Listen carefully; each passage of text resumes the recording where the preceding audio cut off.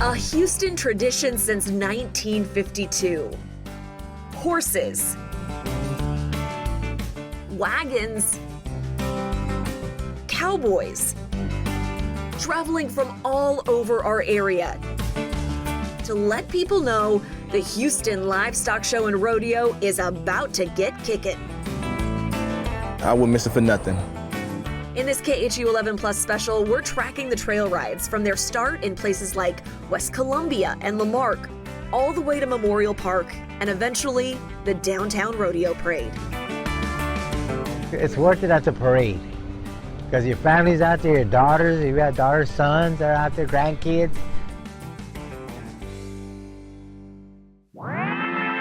First, a little history.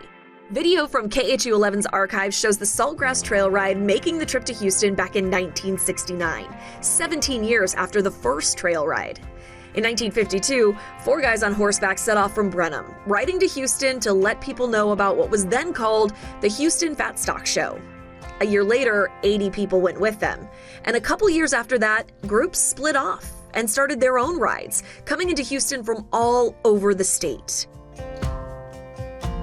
The Mission Trail Ride, for example, started in San Antonio, while the Los Vaqueros Trail Ride came up from the valley, and the Old Spanish Trail Ride made the trek from Timpson, not far from Shreveport.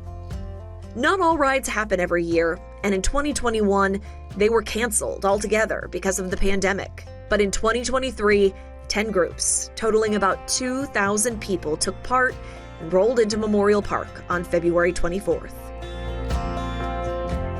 Saltgrass is the oldest, established with that first ride in 1952. It's also the largest, with more than 1,000 riders and 22 wagons, which all traveled 105 miles from Cat Spring. Next came the Sam Houston. The 70-mile ride, which started in Montgomery, was made up of 100 riders and 10 wagons. My father and my brother started this ride in 1954. They rode to Houston with a group of 10 men. They camped in pup tents and in tents. And they nothing but horses. They didn't take a wagon that year. The oldest black trail ride connected to the Houston Livestock Show and Rodeo made its first 78-mile trip from Hempstead in 1957. More than 300 riders and 9 wagons were part of the Prairie View Trail Ride. My dad was a founder, and so my dad's Merce Dyckman Sr. He was one of the founders, James Francis and Dr. Poindexter. So he brought me out and went there when I was 2 years old. I didn't know what was going on though, you know what I'm saying? So all I did was come out and just play and have fun as a kid, and then even out the older I got, you know, this is a family thing here. Friendly, I mean, these are the friendliest people you ever want to meet. I'll invite you over to eat, I mean, you know, drink, you know, so all day long. This is the best that you ever want to see. Valley Lodge got its start in 1959. Its 74 riders and 4 wagons ventured 75 miles from Brookshire. 1961 welcomed 2 new trail rides. The Spanish traveled 109 miles from Shepherd with its 125 riders and 9 wagons. So a couple of days are 19-mile days, but average is probably 16 or maybe 15 or 16 miles a day. And the Texas Independence Ride launched from Lamarck with about 50 riders and a couple wagons hoofing it 75 miles.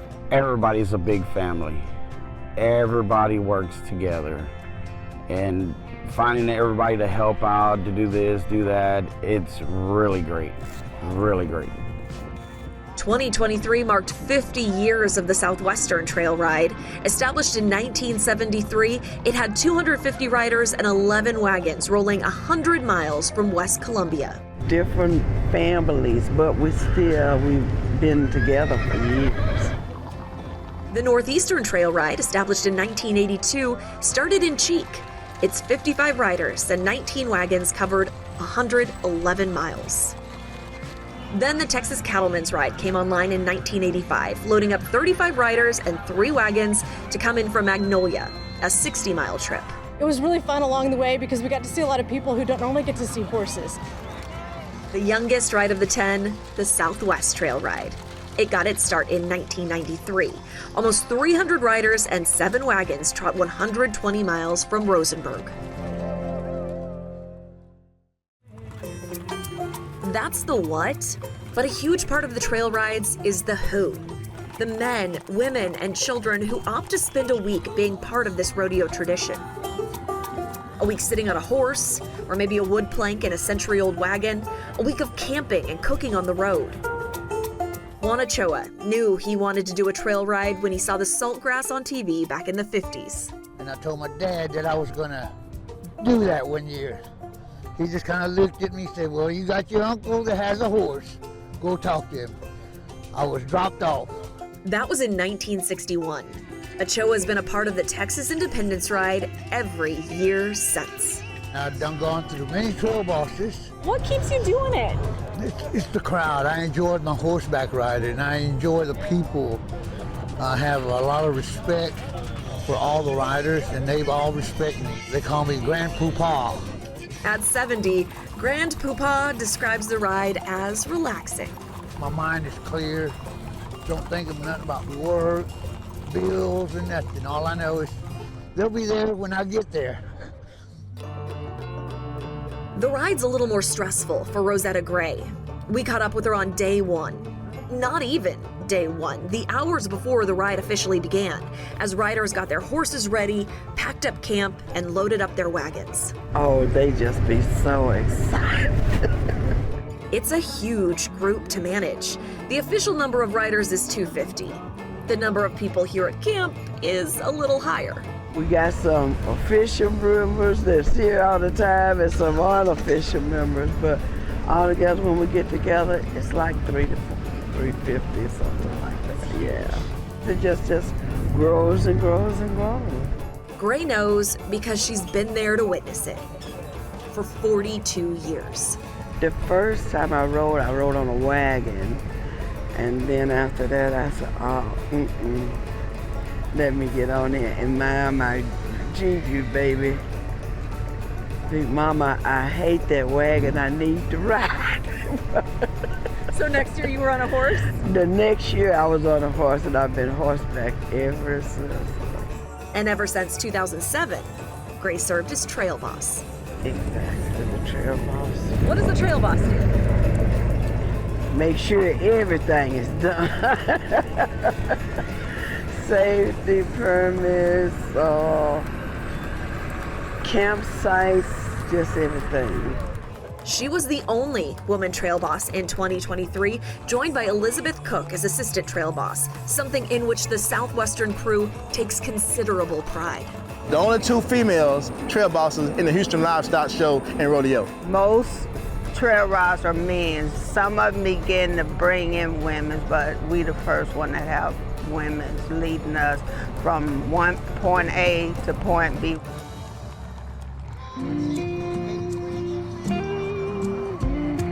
Trail bossin' runs in Murtis Dyckman Jr.'s blood. His dad was one of the founding members of the Prairie View Trail Ride. 66 years, we were the first African-American trail ride to join the Houston Livestock Show and Rodeo. That's so cool. What a legacy your dad helped start. That's Yes, amazing. yes. My dad was called the Jackie Robinson of rodeo.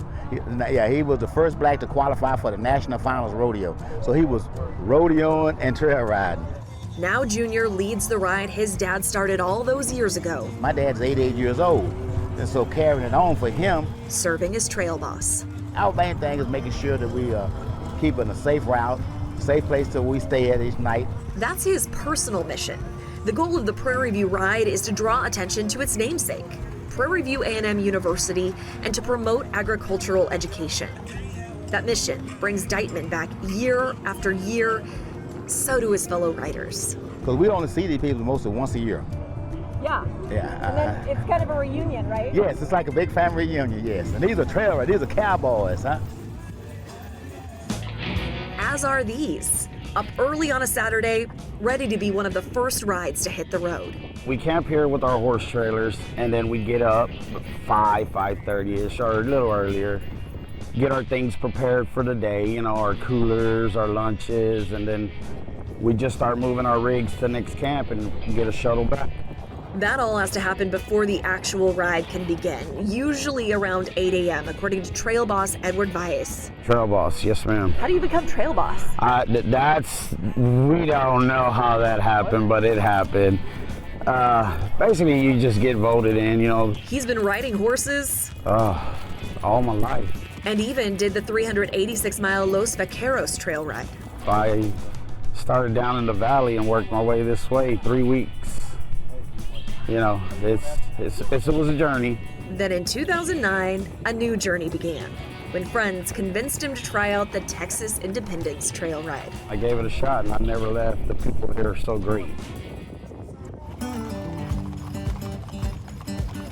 The people keep David Supak coming back to the Sam Houston Trail Ride too. Between assistant trail bosses and being trail boss off and on for the last 20 years I've been doing it. What keeps you doing it?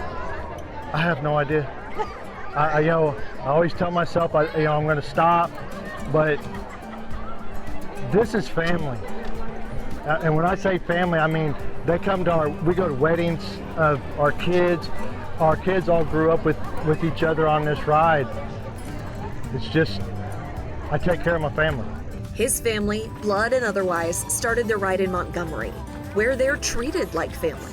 When we camp in Montgomery at the Corey Ranch, we have another subdivision that feeds us last night. And then Miss Corey, who owns the ranch, has a band come out and play for us. And then to wake up in the morning, not worry about breakfast, not worry about anything, knowing that Wood Trace is there, it's just,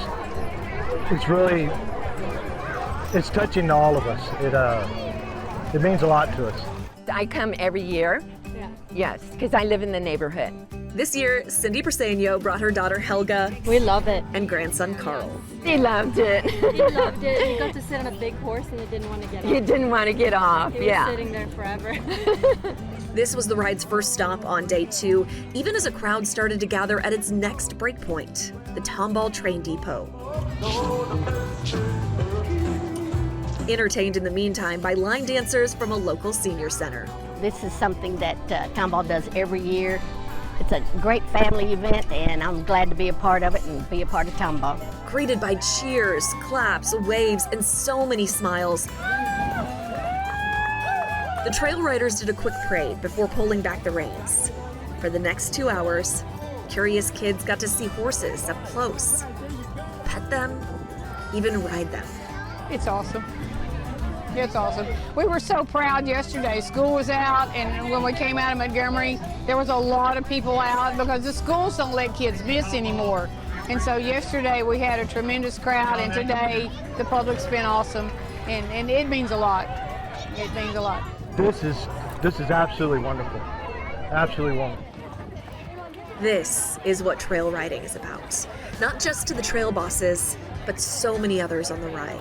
Kids, they love us. They love us coming down the road. They see us and they just running out to us. And it's pretty exciting. I mean, that's probably what keeps us going every year.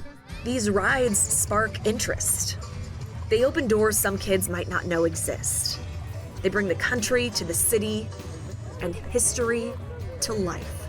We went through 2 schools, and I guess the principal let the kids come out, and they all just they weren't close to the horses, but they got to wave, they got to see cowboys, they got to see horses, stuff that they see just in books or TV, It was nice for my first time seeing it, and I would like to see it again. Kenzie, what you think? Beautiful! And maybe it's extra impactful to see kids their age up on those horses and in the wagons. I ride a horse and she sit on a pony wagon.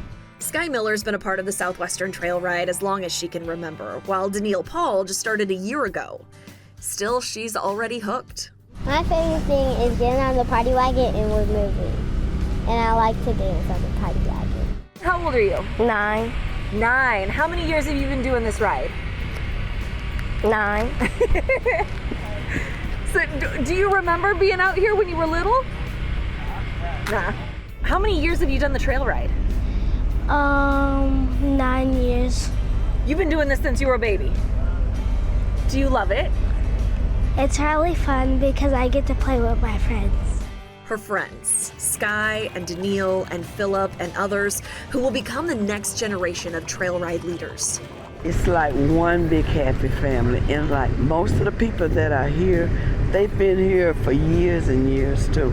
So we grew up with each other, our children grow up with each other. It's really one of my passions to make sure we take a few extra horses, get them integrated into the system, kind of learning what trail ride is about, why we do it, and really good old American grit. Grit is something that you have to have a reason to develop it. It doesn't just come naturally. So when you have a week where you have to feed horses at 4 o'clock in the morning, you have to walk them to the water's not just coming out of a faucet, you have to put hay in bags, you have to clean up the poop when you leave because we don't want to leave a mess behind when we go somewhere. Lessons learned young, or at least young enough. And if we doing it young, that means they're gonna continue doing it. It will never be lost if we continue with these kids, and we got a lot of kids. The love and passion for riding, trail riding specifically, has to be there, whether it's instilled early or later in life. If it's not in your blood, you're not gonna do it. Because there are challenges. Maybe the biggest one is cost. Now it's getting expensive. It used to be just trail riding, have a good time, but now it's getting big money. You have to have a horse, and food to feed the horse, and a trailer to haul the horse and its feed, and a truck to haul the trailer. A sack of horse feed's $20 now, and a bale of hay is like $10 or $12 if you can find it, and so it's very noticeable.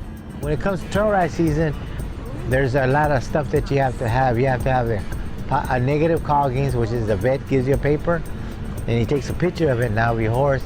And then you have to have a health certificate for the vet. And after you do all that, then you come over here and you sign up with the group. Right? So that's cost money there. And then about a week before this ride, you have to have a horseshoes on. See? And so you got like 1, 2, 3. And right there, you already spent $500 and you haven't even put the saddle on the horse yet. At camp, after a long day on the trail, it's clear who gets priority. Horses come before people in every respect. Riders untack the horses, get them water, feed them, all before changing, showering, or eating themselves. But don't you worry, the cowboys and cowgirls eat just fine. Hey, you have some of the best cooks out there, I'm telling you, some of the best cooks. You have gumbo, you have briskets. And they party at night just as hard as they work during the day. Once the sun sets, that's when the accordion comes out. Or when the karaoke machine turns on. All of this was meticulously planned for and packed in the weeks leading up to the ride. This and so much more. You go grocery shopping, you go shopping to get warmer clothes, because sometimes in Houston, you don't know what the temperature's gonna be. So you gotta bring all season, summer, winter, fall, everything. So you gotta be prepared, because it could be, you see it's warm today. The last 2 days we was freezing, so we gotta be prepared. We haven't even touched on where riders sleep. They used to just live on the ground and make a big fire. We all sleep on the ground, but they got away from that now. Back in the day, we used to sleep in our trucks on the grass with tents, but now we upgraded to RVs now. So, and the RVs is like a home. It's a home on wheels. But back in the day, 50 years ago, we didn't have RVs. We had tents, sleeping on the grass, sleeping like this here. We camped in tents, we camped in stock trailers, plywooded up, anything you can imagine, and then along came Winnebago. Instead of tents, these days, most sleep in RVs. Not all as luxurious as this one. Still, the size difference between tents and RVs means most rides now need more space. We're fortunate that today we camped out at Zuby Park, which is a pretty big park, but if we keep growing, then we would outgrow the park also. Our next stop is Trader Village, which is really big, but up in Prairie View and Hempstead area, they limit the amount of space, and it's kind of hard, it's really hard in that area. Our campsites are getting smaller because people are buying the properties out now, and it's getting harder and harder to find spots. That's it. It's truly hard to find a place to even stop and take a break because everything has developed. We used to just stop on the side of the road in the woods, and now all those woods are homes. But we have a lot of people that are really good to us on our trip and have been for years that make it a lot easier. And So we work our way to Houston. As they do, inevitably, they generate traffic delays. Sometimes because of the lane they're taking up, sometimes because drivers take their time to process the contrast they're witnessing riding along the freeway. Once we get out of Tomball and start getting into Houston, then things get a tad bit more serious. You got to be heads up, traffic and everything. And people are generally have been really good. If we could just get the cars to respect us. We try to come through town as quickly as possible to get out that way. Just getting in Memorial Park would be my goal.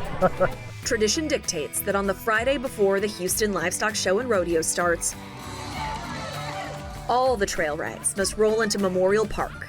They start at noon and just keep coming. As much fun as they've had on the trail, this is where the real party gets going.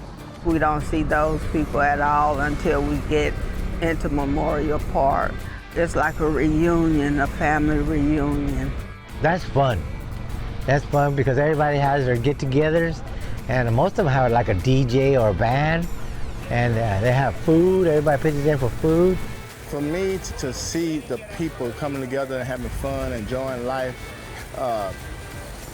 doing like we supposed to do back in the day, camping out, cooking, eating, some folks drink, but it's clean fun, family fun. The next morning, these families get up early again to greet the Houston area families lining the route of the downtown rodeo parade. The enjoyment of all the people, oh, it's just beautiful. The people just like they finally made it.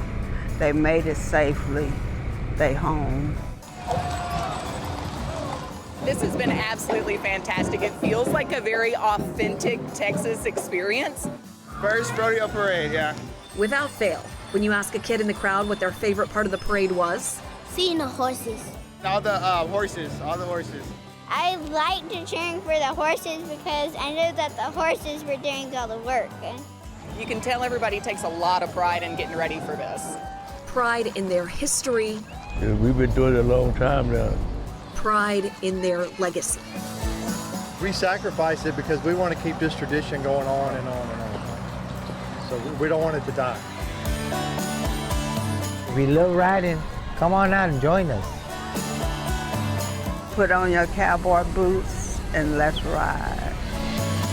Trail ride time.